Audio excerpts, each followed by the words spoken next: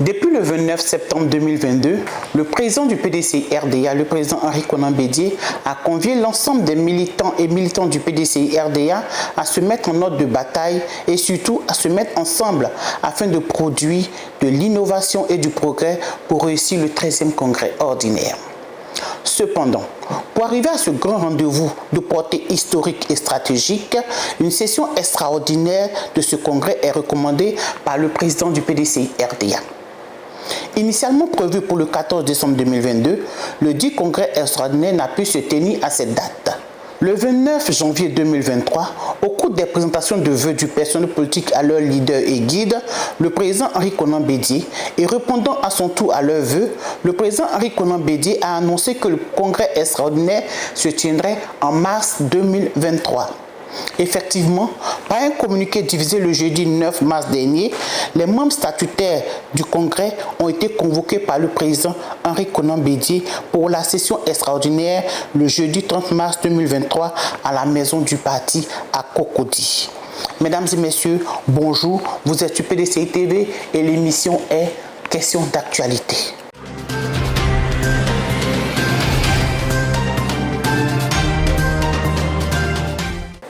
Comme je le disais d'entrée, au sujet de la session extraordinaire du PDCI-RDA, plusieurs polémiques animent la toile et le parti.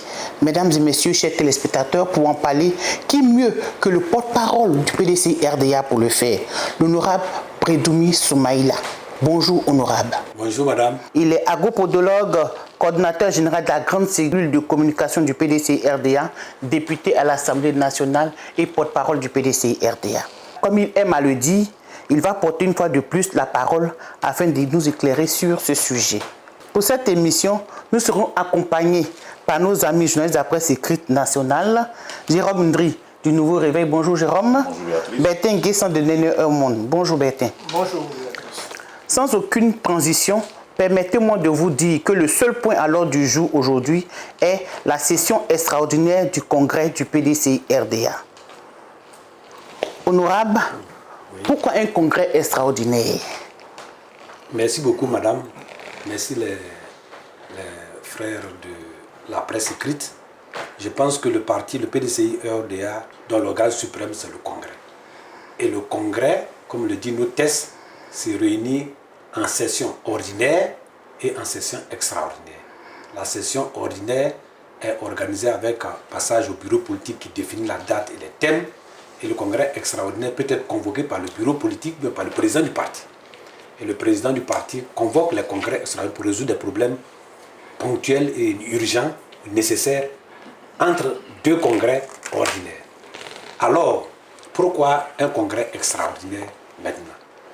À la suite du dernier congrès, nous devions faire tous les 5 ans un congrès ordinaire pour réviser les statuts, réviser les organes. Mais il se trouve que pour des différentes raisons et différents aléas, nous avons reporté ce congrès. Et le 6e congrès extraordinaire a reconduit le président du parti avec toutes les prérogatives et permet de mettre les organes en place en attendant les conditions meilleures après les élections de 2020. Il se trouve qu'aujourd'hui, on doit aller au congrès ordinaire. Mais pour aller au congrès ordinaire, il y a un certain nombre d'organes qui sont un peu corrompus. Je vais dire corrompus pas en termes réel, parce que, notamment le bureau politique. Vous savez que le bureau politique, à la sortie du 12e congrès, avait été mis en place après coup, parce qu'on devait élire les membres du bureau politique, séance tenante, on disait leur nom. Compte tenu des travaux qui ont duré, on a donné un temps au président du parti, 2 mois, je crois, pour fixer la liste des membres du bureau politique. Cela a été fait après coup. Il se trouve qu'il y avait un certain nombre de personnes qui sont dedans, qui aujourd'hui n'y sont plus. Pour des raisons de décès, pour des raisons de départ. Et ces personnes-là sont sur la liste. Et nous convoquons un congrès à partir d'un bureau politique qui lui-même a des problèmes en son sein. Or, c'est lui qui doit le faire. Donc, il faut résoudre ce problème-là. Alors, le président du parti, au bureau politique d'Aoukoro le 29 septembre, avait voulu qu'on règle ce problème. Il se trouve que des préalables ont été posés, des observations ont été faites, que ces modifications ne peuvent se faire que par un congrès. Or, nous avons la quadrature du cercle. Pour que le congrès ait lieu en ordinaire, il faut que ce bureau politique-là soit dans les formes et dans les normes. Donc il n'y avait que le congrès extraordinaire seulement qui pouvait résoudre ce problème. La session extraordinaire du congrès. Donc le président du parti a convoqué donc cette session extraordinaire le 14 décembre passé. Mais quelques jours avant, nous étions en plein dans la révision des listes électorales. Et quelques jours avant, on a prolongé cette révision qui surclassait donc la date du congrès. Et pour tenir compte du fait que l'importance de la révision de la liste électorale pour la conquête du pouvoir a été importante pour les élections, le président a, quelques jours avant, reporté à une date ultérieure le congrès extraordinaire. Donc en fait, ce n'est qu'un report du congrès extraordinaire de décembre. Ce n'est pas un nouveau congrès extraordinaire. Et c'est pourquoi le président a tenu à maintenir un certain nombre d'éléments pour aller plus vite. Donc c'est le report du 14 décembre qui est maintenant arrivé au 30 mars 2023. Et le président l'a annoncé à Daoukourou, comme vous l'avez dit, qu'il allait le faire au mois de mars. Un chef, quand il parle, il faut tout faire pour que sa parole soit respectée. Oui, honorable. Pour revenir aux différents changements, il y a eu la date du 14 décembre, mais aussi on a eu une date du 25 mars qui avait été annoncée. Pourquoi tous ces mouvements pour un congrès extraordinaire? Mais moi, je suis le porte-parole du PDCI RDA du président Bédié.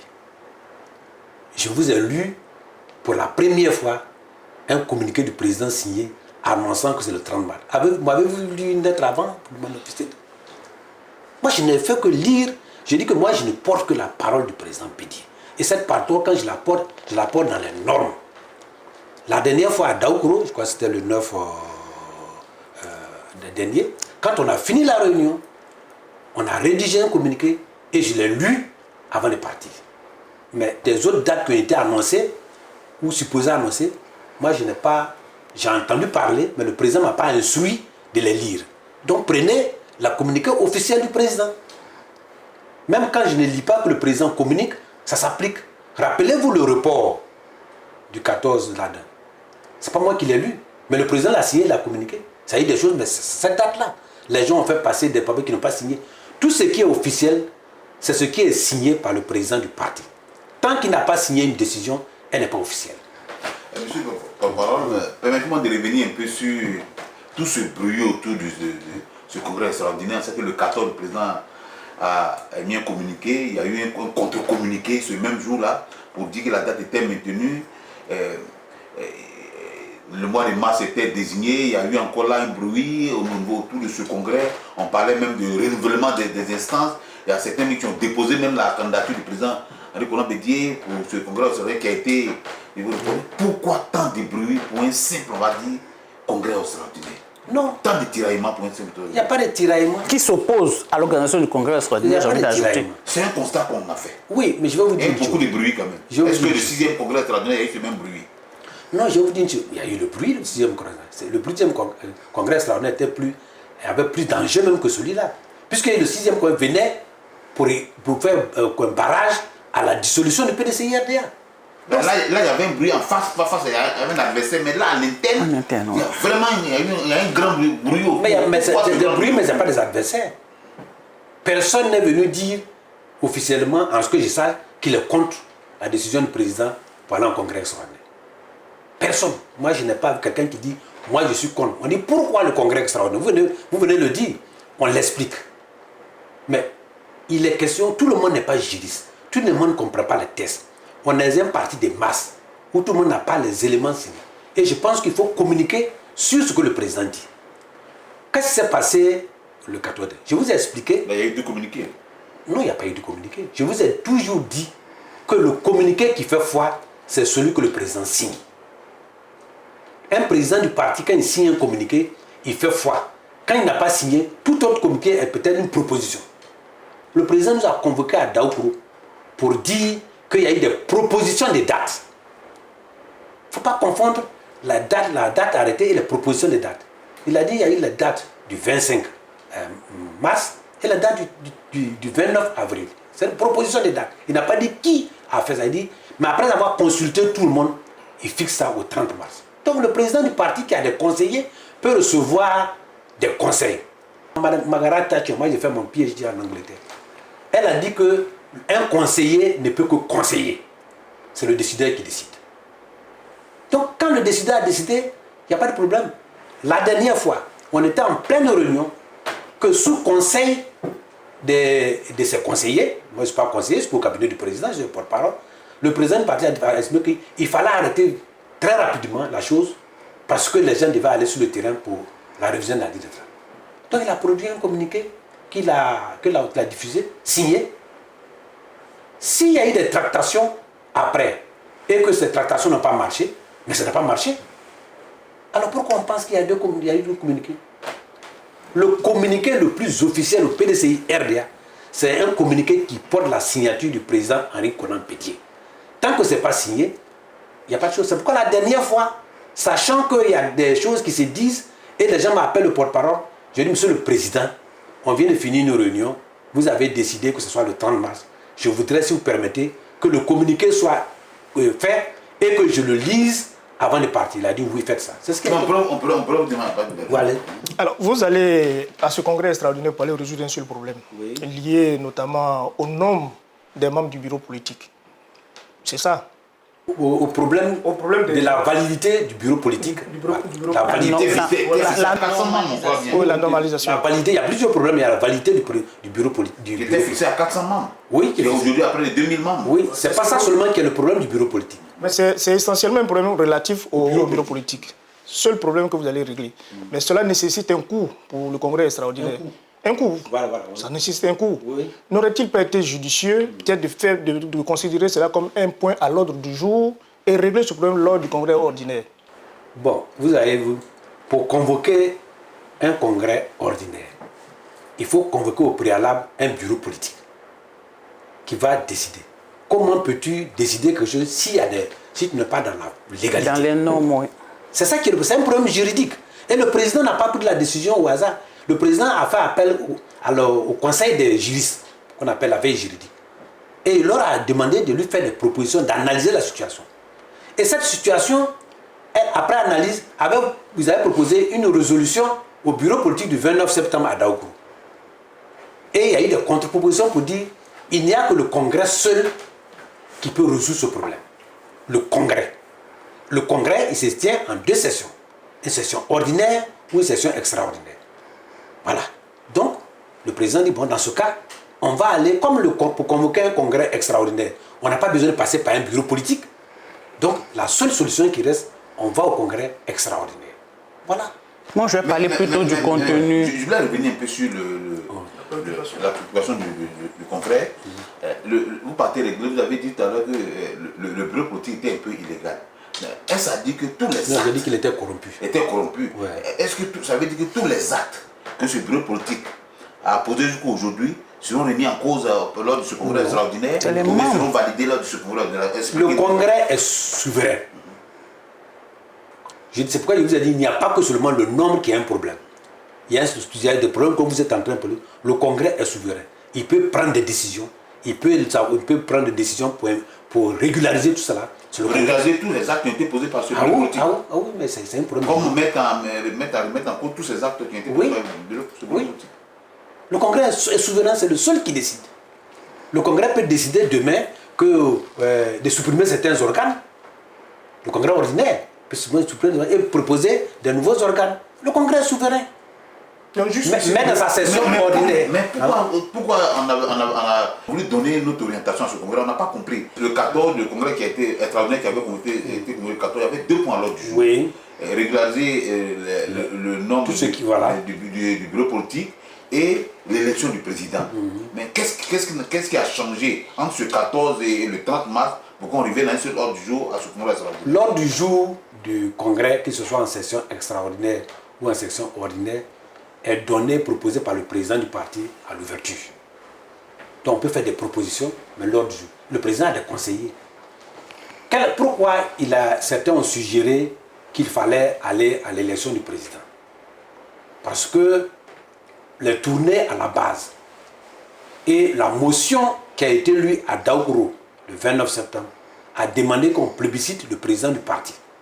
Certains ont estimé que, comme c'est une session du congrès, il fallait profiter en même temps, puisque tout le monde était de mettre ça en forme et de le faire. Il y a eu même l'ouverture d'appel à candidature. Et à la clôture, le président était le seul candidat. Mais maintenant qu'on a reporté à la réflexion et sous proposition de certains juristes, on a dit vaut mieux qu'on ne donne pas l'impression que le président va être élu à minima. À minima.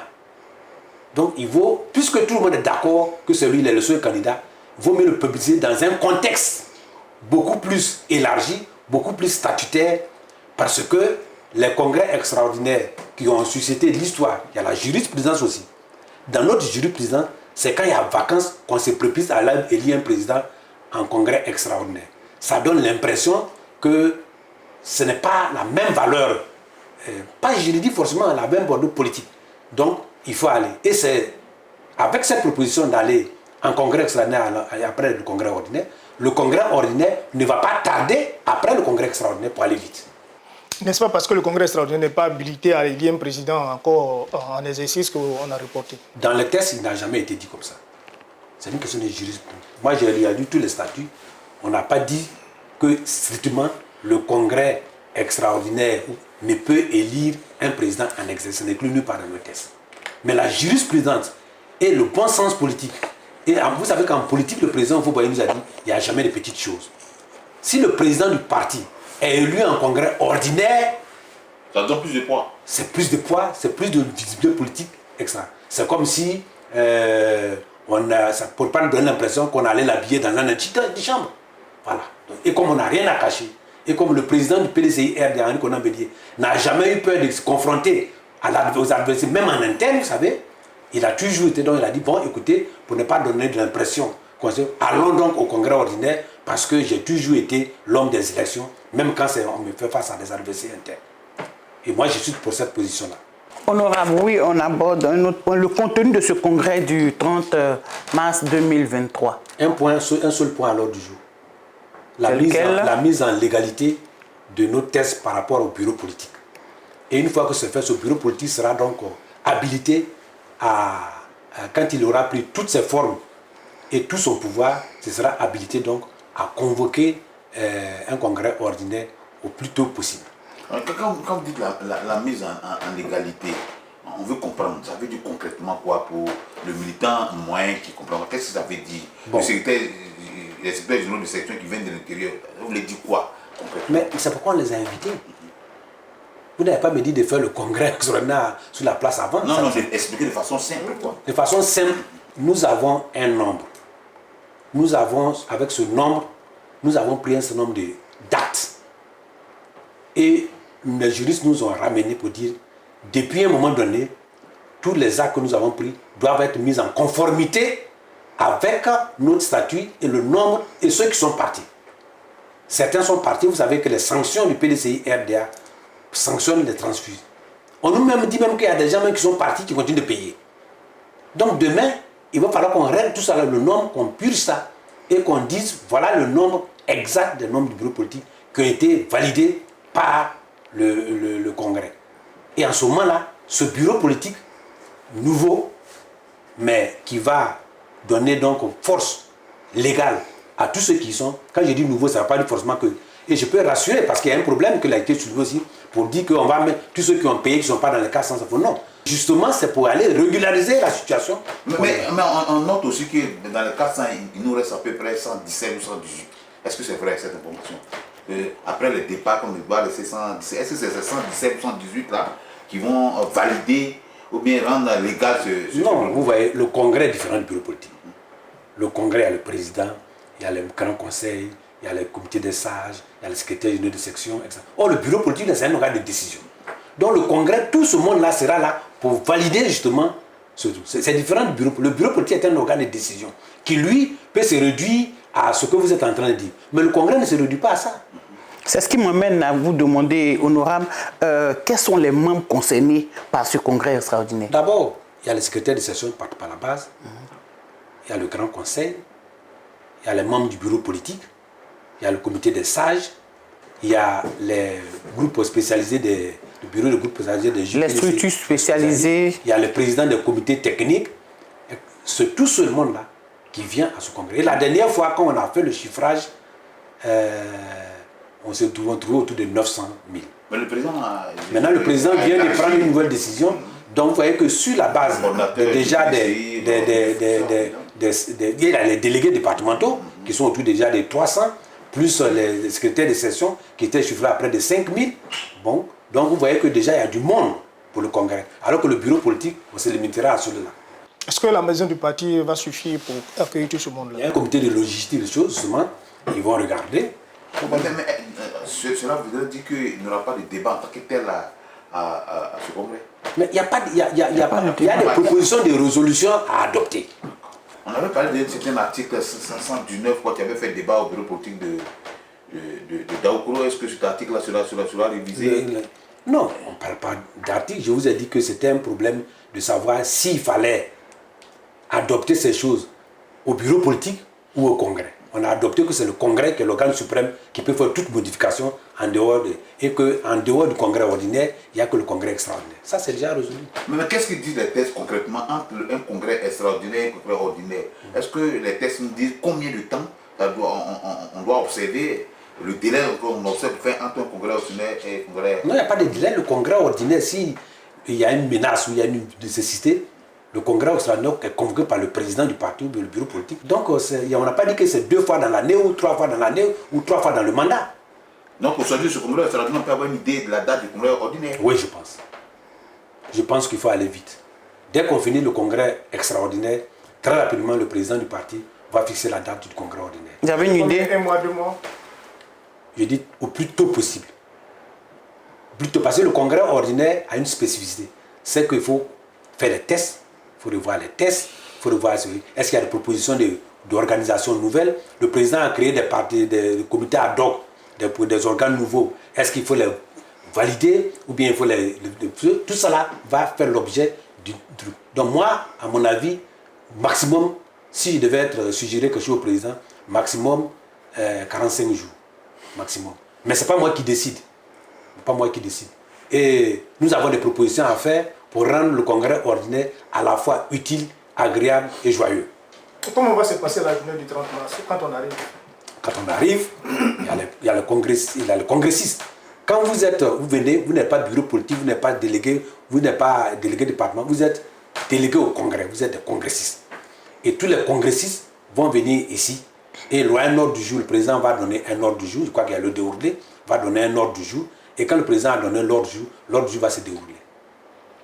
Et comme le président l'a dit ici à Abidjan, comme à Daoukro, l'essentiel, c'est cela. Et ses conséquences sur certains tests. Au niveau du bureau qui a été mis en place, il y a un comité scientifique. Oui. C'est-à-dire quoi? Ce comité scientifique commence à travailler déjà sur les tests?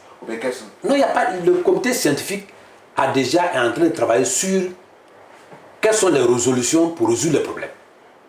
Et là-dedans, il y a les juristes. Maintenant, le comité d'organisation va dire comment on met ça en séquence. Et vous avez posé le problème des 112 et 112 qui sont là. Comment on les sélectionne? Comment on fait en sorte que... Comment on les sélectionne? C'est-à-dire quoi? Oui. Parce qu'on nous dit que quand il y a eu des départs sur les 400, oui, il doit rester à peu près en 118. Oui, mais c'est ça, mais 118 là. Comment tu as fait pour le faire? Tu vas dire, telle personne est décédée, telle personne est partie, telle personne a cela, il me reste 200, il me reste 100.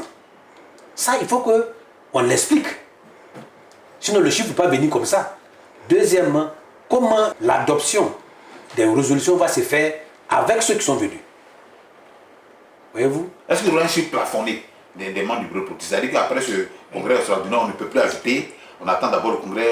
Non, je pense que quand on sort de là, on ne peut plus ajouter. Quand on sort de là, on n'a même plus besoin. Pourquoi aller faire un autre bureau politique, ajouter des gens, alors qu'on sera à moins de 2 mois d'un congrès ordinaire? Le congrès ordinaire, quand on élit les membres du bureau politique, on publie la liste à la fin du congrès. Cette fois-ci, on a donné un temps au président qui a été fait. Il se trouve qu'entre ce qui a été fait et ce qui est dans le test, il y a un écart. Cela va être réglé par le congrès extraordinaire. Mais une fois que c'est fait, le congrès extraordinaire va faire en sorte que tout ce qui a été pris comme décision soit conforme à nous. Et c'est le congrès extraordinaire, le congrès seul, qui peut les valider. Une fois que cela est validé, on est hors norme maintenant, on ne peut plus prendre des décisions jusqu'au congrès ordinaire. Et le congrès ordinaire même, comme on le dit, est dû avant. C'est parce qu'on a eu des circonstances atténuantes qu'on a pris des résolutions. Donc les nouvelles résolutions vont régulariser tout et nous allons directement nous préparer pour le congrès ordinaire qui, lui, est habilité à revoir les tests, à élire les membres du bureau politique, à élire le président du parti, etc. Donc, les autres vont attendre. Et on n'a même pas intérêt. Quelle est l'urgence et l'intérêt entre un ou deux mois d'aller faire encore des gens qui vont poser eux aussi d'autres problèmes? Monsieur le porte-parole, que devons-nous retenir de cette session extraordinaire? La session extraordinaire est prévue par les tests, les statuts et règlements intérieurs de notre parti. Donc, ce n'est pas quelque chose qui est nouveau. Il est convoqué par le président du parti pour cette fois-ci, avec toutes les difficultés que nous avons eues, les conditions de travail, les conditions de changement de la situation politique. Il y a eu un certain nombre d'irrégularités ou bien d'écarts par rapport à ceux qui ont été faits et nous allons les résoudre pour nous permettre d'aller dans un congrès ordinaire sans heurts et sans problème. Et ce congrès extraordinaire a fait couler beaucoup d'encre. Ouais. Et le président du parti m'a chargé de dire à tous les militants et les militants, à tous les organes, d'aller dans la cohésion. Il n'y a que dans la cohésion que nous pouvons combattre le pouvoir en place pour prendre le pouvoir. On a constaté qu'il y a beaucoup plus d'énergie qui se dégage pour des problèmes internes, alors que nous avons des problèmes sérieux de la nation. Les Ivoiriens ne nous attendent pas sur les détails, les petits détails de positionnement. Ils nous attendent sur quelle offre nouveau, quels sont les programmes nouveaux que nous allons leur donner, quelles sont les alternatives que nous pouvons donner aux Ivoiriens qui croient en nous mais qui se disent alors, ça fait des moments où vous avez fait rêver nos grands frères, nos parents, aujourd'hui vous êtes là, quel nouveau rêve vous nous proposez? Et nous proposons ce nouveau rêve à partir du bilan que nous avons du passé, puisque nous on a un bilan passé, et à partir du bilan que nous vivons actuellement. Le président Houphouët-Boigny nous a dit ceci: pour s'unir, il faut s'entendre. Et on ne s'unit pas pour danser, on a trop dansé. Et donc, nous devons nous entendre sur le minimum, pour nous unir, pour faire face à l'adversaire. Donc, nous devons être sur le terrain. Le président nous a dit nous devons être sur le terrain pour dire aux populations, vous souffrez, mais voilà ce que le PDCI propose. Aux populations, il y a de l'argent dans le pays, mais vous êtes pauvres. Nous, quand on était au pouvoir, l'argent là, ça servait à cela. Et quand nous allons venir, nous allons faire mieux. Les élèves ont des problèmes, les étudiants ont des problèmes, les producteurs ont des problèmes, les commerçants ont des problèmes, les ménagers ont des problèmes, les locataires ont des problèmes, ceux qui cherchent le logement ont des problèmes. Mais où ils vont se tourner? Ils doivent se tourner au PDCI RDA. Et nous devons présenter à ces gens, à nos populations, que voilà ce que nous vous offrons pour résoudre vos problèmes. Je vais vous donner un seul exemple. Aujourd'hui, moi j'ai écouté avant-hier un ministre qui disait que on a eu 3 écroulements d'immeubles les 3 mois passés et que c'est un progrès. La Côte d'Ivoire est sur le carton ouest africain. C'est-à-dire qu'il n'y a pas de séisme. Mais si chaque mois il doit avoir, sur 3 mois il y a eu 3 écroulements, ça veut dire que chaque mois il y en a un. Ça veut dire qu'à la fin de l'année on s'attend 12. Vous pensez que 12 bâtiments qui s'écroulent dans Abidjan, c'est bon comme ça? Voyez-vous? Donc nous, au PDCI RDA, nous disons que 0 écroulement d'immeubles. Parce qu'on peut le faire. Les problèmes d'assainissement d'Abidjan sont liés à une mauvaise urbanisation ou au non-respect du plan d'urbanisation. Et c'est là qu'ils doivent faire. S'il pleut demain, il va y avoir des inondations. Mais l'inondation, quand on regarde bien, c'est la construction anarchique. Le ministre en charge de ce domaine nous a dit qu'à Abidjan, il n'y a que 20% des gens qui sont propriétaires de logements. C'est lui-même qui a donné ce chiffre. 20%. Quelle est la politique de logement qui est en train de faire pour qu'on ait au moins 50%, 60%? Nous, on l'a fait avant, avec Joséphia, etc. Des personnes moyennes ont pu acquérir des logements dont les enfants bénéficient aujourd'hui. Le PDCI reporte, donc propose des choses. Et leur proposition, c'est de taxer le ciment et le fer, pour le faire. Alors, ça dit que quand vous êtes à Badika, vous allez payer le ciment cher, et comme vous ne pouvez pas chez vous, vous allez en banco.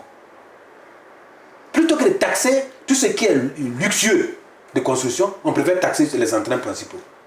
Et ça, il faut que les Ivoiriens sachent que le PDCI ne fera jamais ça. On a dit qu'on allait construire des maisons à 5 millions. Après, on est monté à 12 millions 5. Maintenant, on a 22 millions. Le cadre supérieur de la fonction publique, un ingénieur, quand il commence à travailler, jusqu'à là, la retraite, il a environ 500 000 francs CFA. On m'a vu avant-hier, on a dit que nous, on va faire 375 000 francs un opérateur par mois. Quels sont les cadres du public qui peuvent payer 375 000 francs par mois et puis avoir quelque chose à manger? Et ça, c'est ça que ça s'appelle offre. Or, nous pensons qu'il faut faire mieux. Et le PDCI-RDA ne fera pas ça.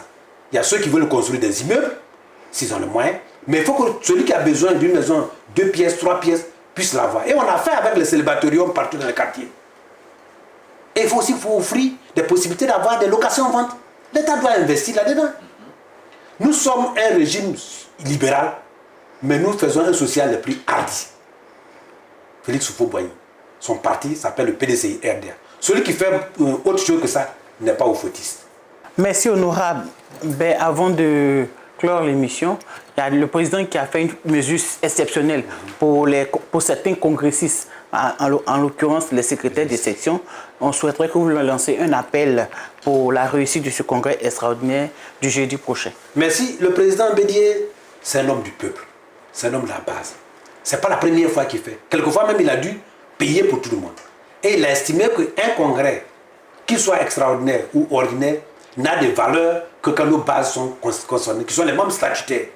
Je veux vous dire que après le président du parti et les membres du bureau politique sont élus au congrès, c'est les secrétaires de session qui, dans nos statuts, sont les élus. Bien sûr. À la base. Un délégué est désigné, c'est comme un préfet. Donc, ceux mêmes qui sont élus par la base doivent être de facto là. Mais comme les conditions sont difficiles, le président a dit la plupart des membres des secrétaires de session sont membres du Grand Conseil. Leur cotisation, c'est 50 000. Avec la pauvreté que je connais, c'est un problème. Le président du parti a fait une mesure exceptionnelle pour dire vos cotisations en vous, c'est 5 000. Donc nous vous autorisons, même si vous êtes membre du Grand Conseil, de payer la cotisation qui est la vôtre normale, qui est 5 000 francs, pour que tout le monde puisse participer. Et ça, je crois qu'il faut louer cette position du président du parti, qui est une position d'un homme sage et d'un papa ou un patron, un manager qui écoute la base et qui fera ses décisions. Donc je demande aux secrétaires de session de s'acquitter de leur cotisation telle que prévue par le président du parti et de venir. On n'a pas besoin forcément de venir s'asseoir ou bien s'accrocher, mais participer, il faut se mobiliser. Nos maires d'Abidjan doivent mobiliser. Nos secrétaires de session d'Abidjan doivent mobiliser. Parce qu'à l'intérieur, il n'y a que les secrétaires de session. Mais ici, il y a les militants qui doivent venir nous acclamer quand on va au stade pour un match. Il y a les acteurs, mais il y a les animateurs et les supporters.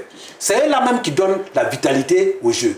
Donc, cette vitalité du congrès extraordinaire doit être faite par tous les sympathisants pour venir acclamer le président Henri Konan Bédié pour son leadership, pour sa sagesse, pour sa résistance, pour sa résilience, pour ses visions et pour la remise en route du PDCI-RDA pour les combats nouveaux. Parce qu'après le congrès extraordinaire, nous aurons le congrès ordinaire, nous aurons les élections locales et nous allons avoir les élections présidentielles.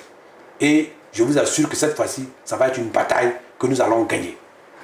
Une bataille que nous allons gagner. Merci honorable, merci monsieur le porte-parole pour votre intervention enrichissante. Nous espérons que vous reviendrez sur notre plateau pour d'autres sujets d'actualité parce que nous avons des élections à venir. Merci Bertin, merci Jérôme. Quant à vous, chers téléspectateurs, nous espérons que vous avez fort apprécié ce moment d'échange. Merci à vous de nous avoir suivis. Restez toujours connectés à PDCI TV, la chaîne qui vous donne l'information vraie. Merci, Dieu vous garde.